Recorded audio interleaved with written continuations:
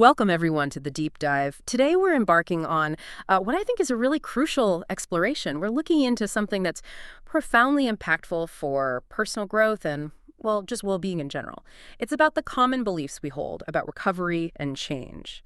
It's fascinating how our minds perceive the path to transformation, isn't it?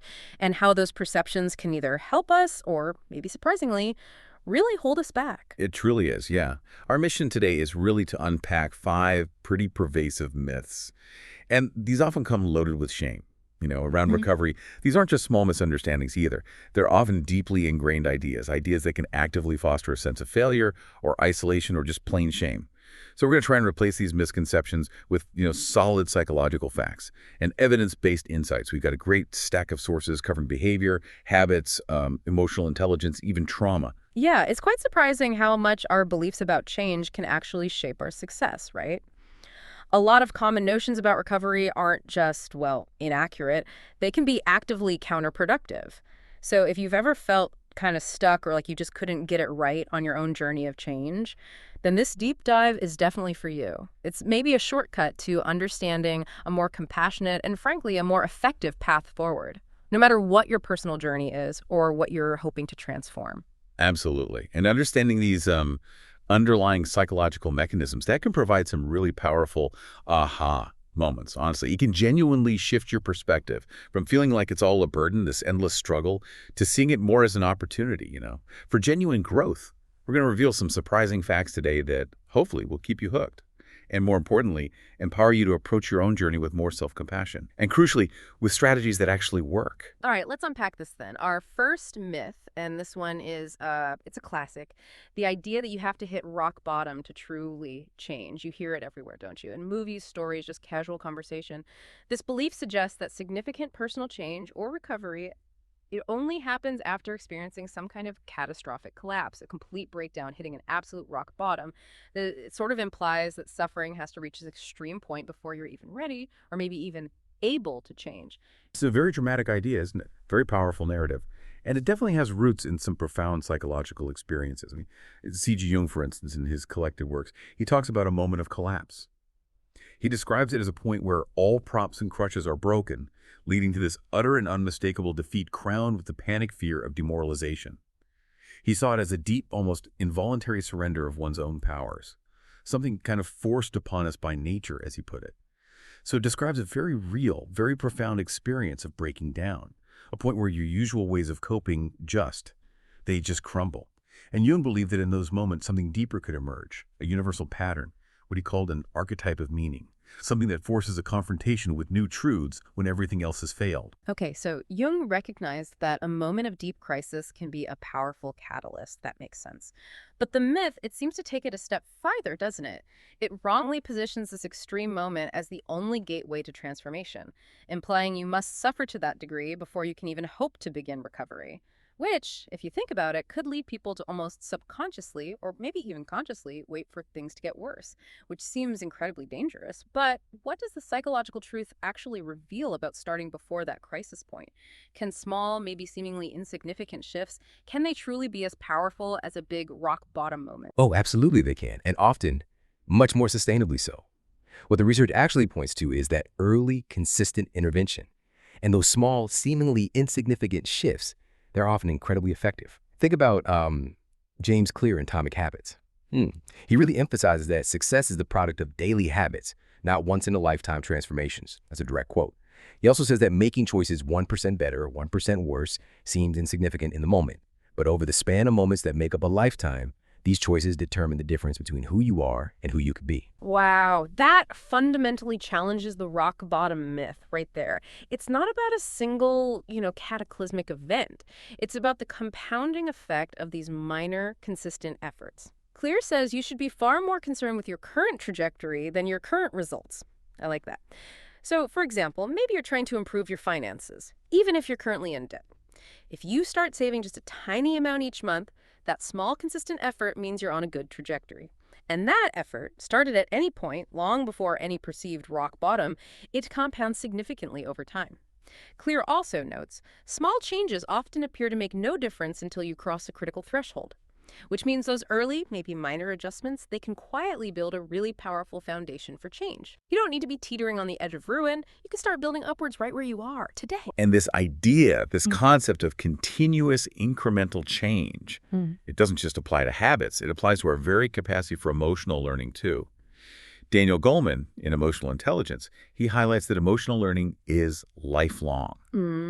Our brain is constantly being sculpted by experience. It's plastic. Now, while early experiences, especially in childhood, they deeply shape our neural pathways, like how a developing brain needs specific input during critical periods to form correctly. Neuroscience showed that with sensory development. But the brain also retains this incredible plasticity throughout life. So even if we picked up some, let's say, unhelpful emotional patterns back in childhood, we're not necessarily stuck with them forever. Exactly. That's the hopeful part. It means we can actively unlearn things like fear responses. Yeah. Or those deeply implanted habits of the heart, as Goleman puts it. For example, our prefrontal cortex. That's the part responsible for planning, decision-making, regulating social behavior. It plays a really crucial role in managing fear and mastering new emotional lessons, even for patterns that feel deeply ingrained. So if you've learned unhelpful emotional patterns, you don't need a massive crisis to unlearn them. Your brain is actually designed for continuous adaptation and relearning. It's about consciously engaging that capacity. That is incredibly hopeful. Yeah. And speaking of childhood, The Body Keeps the Score really emphasizes the critical role of early relationships and support, basically in preventing the very need for a rock bottom later on. There's research detailed in the book by Sroof, I believe. It identifies secure attachment in the first 2 years of life as the most important predictor of how well people cope with life's inevitable disappointments later in adulthood. Right. And this just drives home the immense preventative power of early positive interventions. It's huge. Safe and protective early relationships are, and I quote, critical to protect children from long-term problems. This highlights that proactive, consistent support, whether it's from family, community, maybe early therapeutic interventions, it builds resilience from the ground up. It effectively reduces the need for that catastrophic rock bottom moment later in life, because it establishes a robust foundation for coping and growth. It implies that a strong foundation built consistently over time can really buffer against the kind of collapse the myth promotes as necessary. Okay, so bringing this all back to you, the listener, and your journey.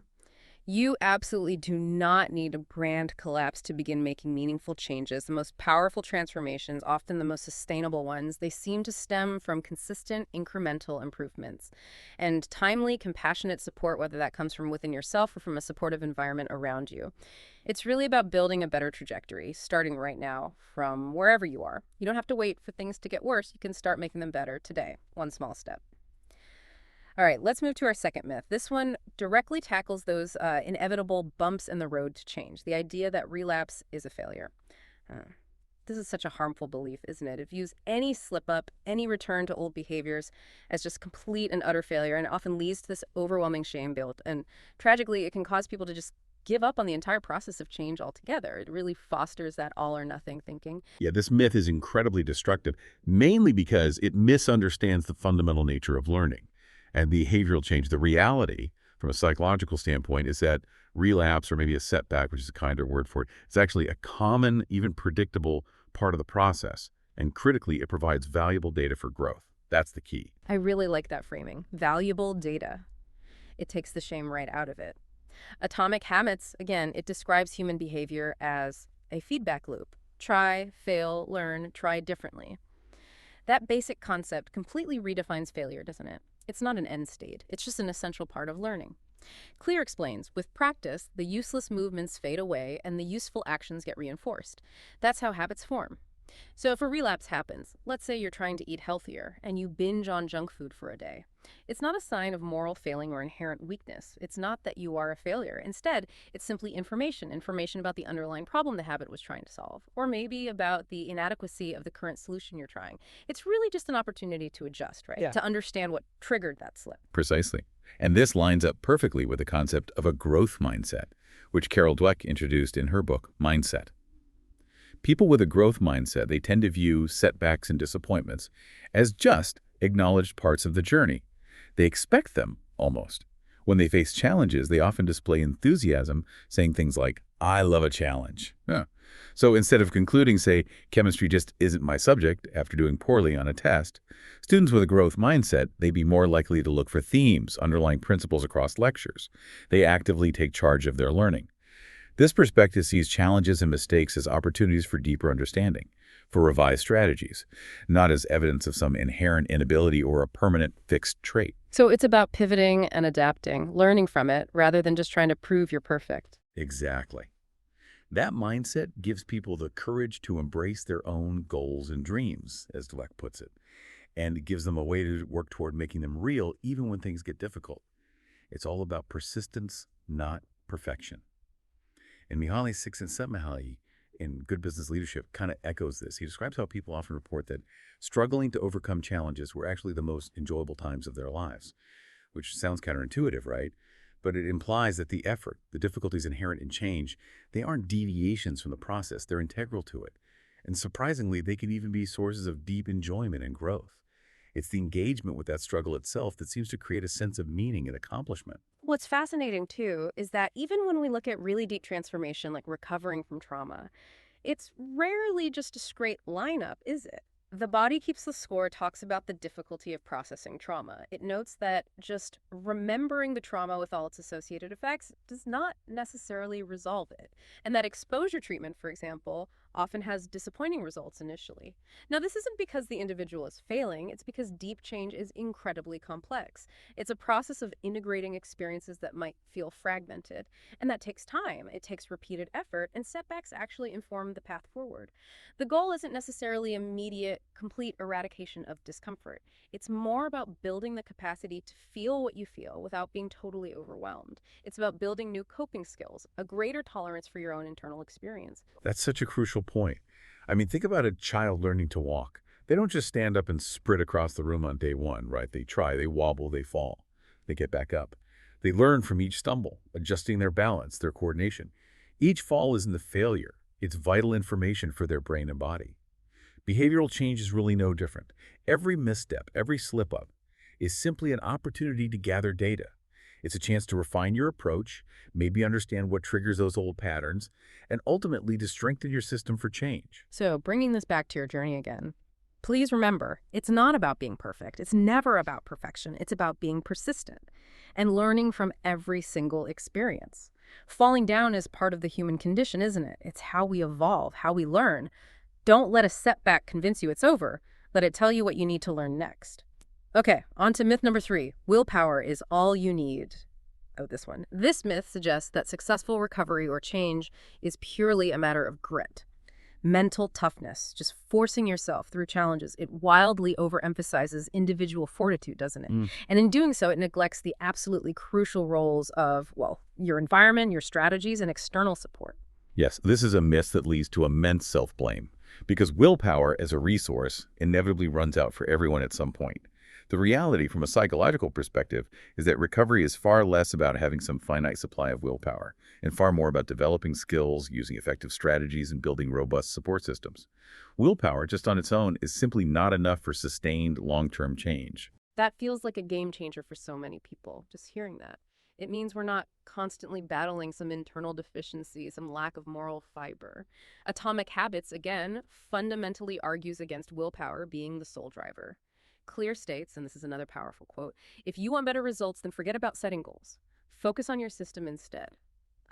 And then you do not rise to the level of your goals, you fall to the level of your systems. Wow, that's profound, isn't it? Instead of relying on this depletable resource like willpower, which gets exhausted just like a muscle, the emphasis shifts entirely to designing your environment, building effective systems for success. It's about making the desired action the path of least resistance, essentially. Indeed. And Clear provides a really practical, strategic framework for this with his 4 laws of behavior change. These are for habit formation and also for breaking habits. They are. 1, make it obvious. 2, make it attractive. 3, make it easy. And 4, make it satisfying. And this includes really practical strategies like using implementation intentions. That means being specific, like saying, I will exercise for 20 minutes at 7 a.m. in my living room. Not just, I'll exercise more. Or habit stacking, where you pair a new habit with an existing one, like after I pour my morning coffee, I will write my to-do list. And critically, designing your environment. making cues for good habits obvious and cues for bad habits invisible. For example, leaving your running shoes right by the door makes going for a run just that little bit easier, while maybe putting your phone in another room makes those social media distractions less obvious. The brain naturally wants to automate solutions. Habits are basically reliable solutions to recurring problems, which means consciously gritting your teeth all the time is far less effective than designing environments that make desired actions almost automatic. This reminds me of the research from Daniel Pink's book, Drive. He reveals that purely extrinsic motivators, carrots and sticks, rewards and punishments, they're really only effective in only a surprisingly narrow band of circumstances. And often, they can actually dampen motivation and diminish performance, especially for tasks that are non-routine or complex. He talks about this third drive, this deep-seated desire we have to direct our own lives, to expand our abilities, to live with purpose. And this points towards intrinsic motivation, autonomy, mastery. These are far more powerful drivers of behavior. And importantly, these aren't just things you will into existence by sheer force.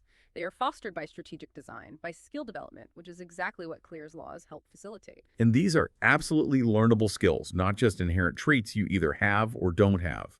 Emotional intelligence emphasizes the importance of things like managing emotions, frustration tolerance, and anger management.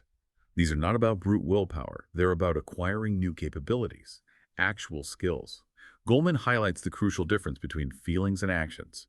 Learning how to express anger appropriately without fighting, for example. That means recognizing the emotion without letting it automatically dictate a destructive action. And the ability to transform random events into that state of flow, as described in good business leadership. Yes, it requires determination and discipline, but also, crucially, the development of skills that stretch capacities. It's about building a whole repertoire of effective responses to life's inevitable challenges. So it's less about being strong enough to just resist everything and more about being skilled enough to respond effectively. That's a big shift. And beyond those internal skills and well-designed systems, external support is just indispensable, isn't it? Good business leadership shows that people report the most positive moods overall when they are with friends. Apparently because friendships often involve common goals and common activities, which fosters enjoyment and growth together. This really underscores the need for integration and connection beyond just the self, moving past purely individualistic ideas of recovery. We are social creatures, after all, and our systems for change should reflect that. Absolutely. And for those dealing with the really profound impact of trauma, The Body Keeps the Score details how trauma can, quote, rob you of the feeling that you are in charge of yourself.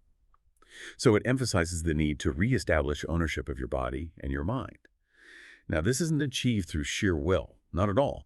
It involves things like cultivating sensory awareness, really becoming attuned to what's happening inside your body, learning techniques like calm breathing, engaging in practices like yoga or neurofeedback.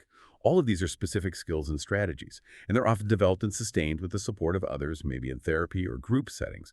They require specific training, consistent practice, not just a sudden burst of motivation or willpower. Okay, so bringing this back to your journey again, instead of relying on that finite supply of willpower, which can and does easily run out, focus instead on building robust systems, acquiring skills that make positive behaviors easier, more attractive, more satisfying.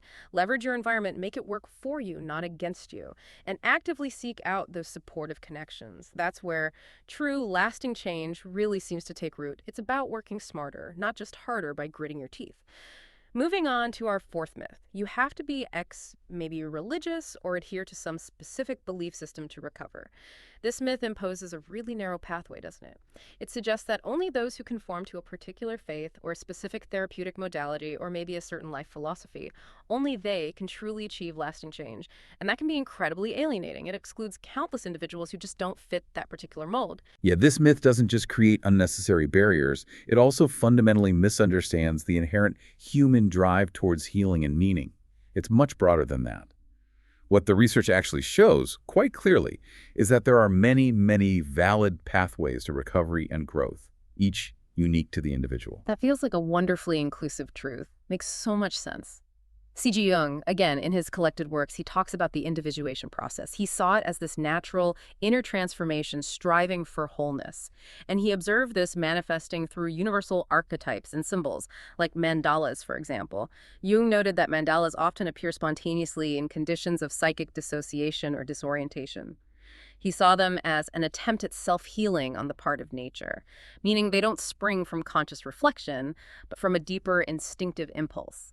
This suggests there's an innate, powerful drive within us towards healing, one that can manifest in all sorts of varied forms, not just prescribed or dogmatic ones. It's like an internal process that naturally seeks integration and order, even when our conscious mind feels completely lost or disoriented. And Jung also pointed out that every culture develops its own protective devices, religions, philosophies, arts, comforts that help shield us from chaos. Makes sense. However, he adds a crucial caveat. These shields are effective only for a while, after a few centuries, or religion or belief wears out. This highlights a dynamic, evolving human need for diverse and continuously adapting sources of meaning and order. It's not about finding one static, universal path that works for everyone forever. It's more about continually seeking what provides structure and meaning in a constantly changing world. What resonates for one person or maybe one generation might not resonate for another, and that's perfectly natural and okay. This idea of diverse paths, it definitely extends to how we find purpose and achieve those optimal experiences, or flow.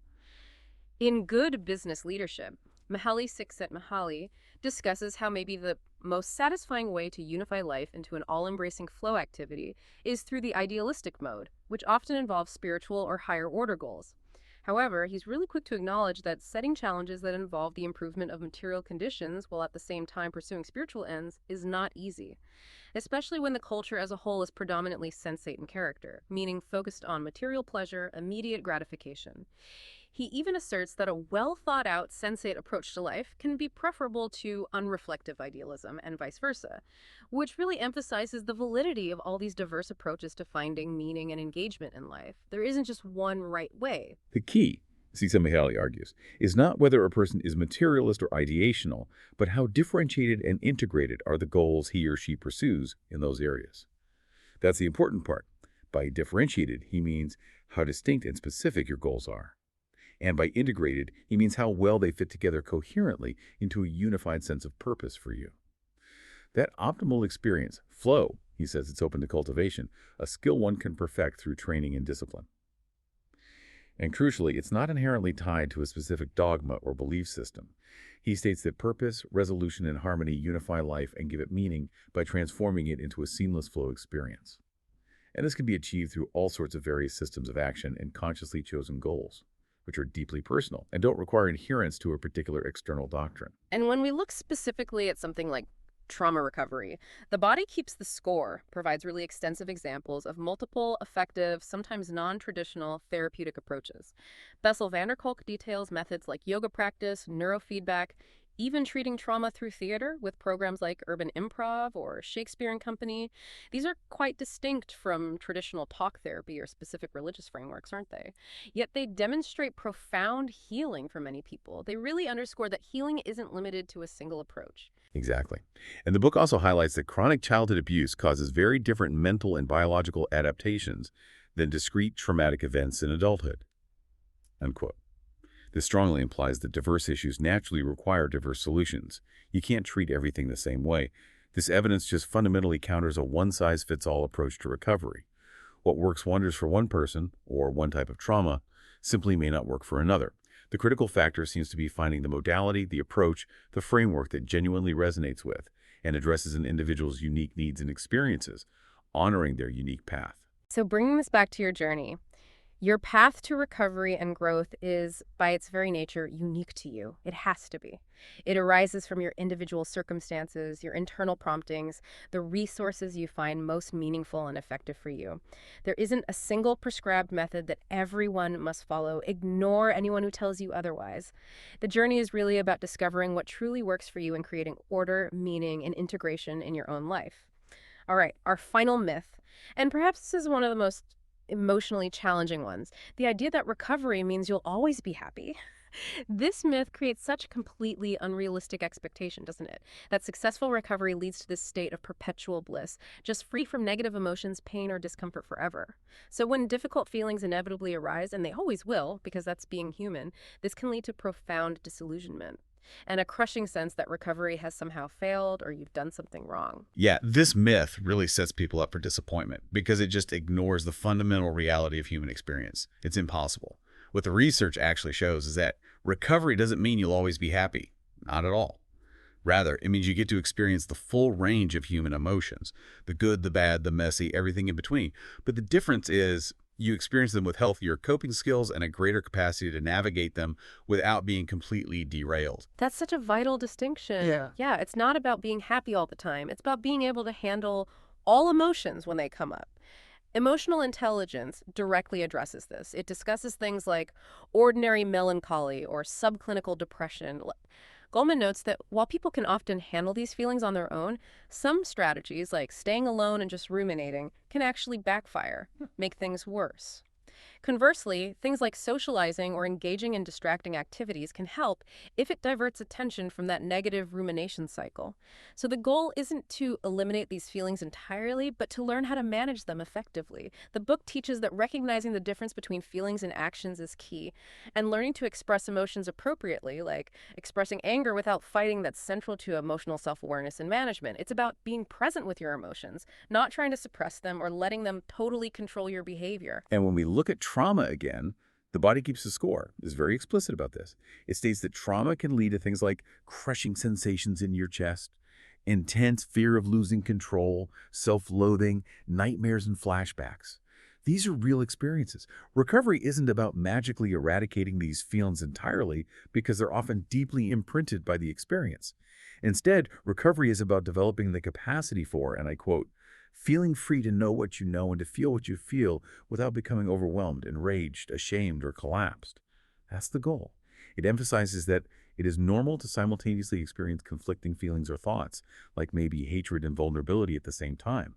The core aim is to learn to tolerate and integrate these complex inner experiences rather than desperately trying to push them away or numb yourself to them. It's about building an inner resilience, a capacity to hold those emotional storms. This really speaks to a deeper truth about existence itself, doesn't it? Jordan Peterson's Maps of Meaning, it discusses the metaphorical universe as being composed of both order and chaos. And our nervous system is inherently adapted to navigate both. He explains that profound threats or punishments can undermine our ability to believe that our conceptualizations of the present are valid and that our goals are appropriate. This suggests that discomfort, unexpected events, he calls chaos, they're just an inherent part of existence and growth, not something to be avoided at all costs. The goal isn't to live in some perfectly ordered, chaos-free bubble that's impossible. It's more about being able to navigate the inevitable chaos effectively, without it shattering your sense of self or your purpose. Indeed. And Csikszentmihalyi, in Good Business Leadership, he reinforces this idea. He states that to be able to transform random events into flow, one must develop skills that stretch capacities, that make one become more than what one is. This strongly implies that growth actually comes from engaging with challenges and discomfort, not from constantly avoiding them. Optimal experience or flow isn't some state of perpetual bliss where everything feels easy. Not at all. Rather, it's a state where there is order in consciousness, specifically because psychic energy, or attention, is invested in realistic goals, and when skills match the opportunities for action. It's an engaged, challenging, and ultimately growing state where you are fully immersed in what you're doing, even if parts of it are difficult. And finally, The Body Keeps the Score really stresses that cultivating sensory awareness is such a critical aspect of trauma recovery. This involves learning to tolerate their sensations, befriend their inner experiences, and cultivate new action patterns. Rather than seeking, as the book says, shortcuts to oblivion, trying to numb out or escape, the book explains that conscious access to our emotional brain happens through self-awareness. By activating the medial prefrontal cortex, the part of the brain that notices what is going on inside us and thus allows us to feel what we're feeling. This process of interoception sensing internally is explicitly about feeling what is going on inside.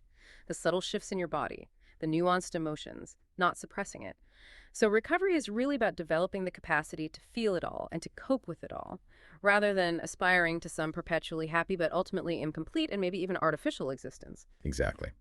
So to bring this back to your journey one last time. Recovery equips you with the tools. Tools to navigate the full, messy, wonderful spectrum of human experience, including discomfort, sadness, anger. Without being completely overwhelmed or resorting to those old, unhelpful patterns, it's really about building a richer, more integrated self. A self that can experience joy alongside struggle. Knowing you have the skills and the internal capacity to cope with whatever comes your way. It is truly about a more complete, more authentic life, not a perpetually happy one. It's about being truly alive with all that entails. Wow. Okay. What a journey we've been on today, unpacking these. We've walked through 5 really common myths that can unknowingly, seriously undermine your path to recovery and growth. We started with that pervasive idea you have to hit rock bottom to change, only to find that actually early, consistent intervention and small compounding shifts are incredibly effective, often more so. Then we dismantled that really harmful belief that relapse is a failure, revealing instead that setbacks are actually valuable data points in this continuous process of learning and adaptation. They're part of it. That's right. We then explored the myth that willpower is all you need. Just grit your teeth. And we replaced it with the understanding that recovery is far more about building robust systems, acquiring practical skills, and leveraging supportive relationships. Next, we challenged that narrow notion that you have to adhere to one specific belief system to recover, illustrating instead that there are myriad valid and individualized pathways to growth and finding meaning. Your path is your own. And finally, we tackled perhaps the most emotionally challenging myth, that recovery means you'll always be happy. We learned that the psychological truth is far richer and actually more empowering. Recovery means gaining the capacity to experience the full, complex range of human emotions, both good and bad, with healthy coping skills and a profound sense of self-awareness. You really can shed those shame-based narratives because they just don't align with the evidence of how human psychology actually works. Yeah, absolutely. This deep dive hopefully empowers you to embrace a more compassionate and definitely more evidence-based view of your own journey. It highlights that change is a continuous process. It's about learning, adapting, building effective systems. It's not some heroic, singular battle fought with sheer grit alone. You don't have to wait for a crisis to begin. You don't have to be perfect along the way. You just need to start and keep learning from the experience. That really feels like the real power here, doesn't it? You become your habits. Your identity emerges from them over time. Every action you take, big or small, is like a vote for the person you wish to become. So focus on that trajectory, armed with this new understanding, perhaps, and know that you have the innate capacity for self-healing and for profound growth. It's built in. And maybe here a final thought for you to carry forward from today's deep dive. What simple, maybe just 1% better habit could you introduce today or this week to begin cultivating a new trajectory for yourself? Knowing that true success really is the compound interest of self-improvement. How will you cast your next vote for the person you are becoming? Join us next time on The Deep Dive as we delve even deeper. We'll be exploring the intricate relationship between trauma and identity, looking at how our past experiences profoundly shape our present and future selves, and further unpacking the insights on healing and integration from sources like The Body Keeps the Score. You won't want to miss it.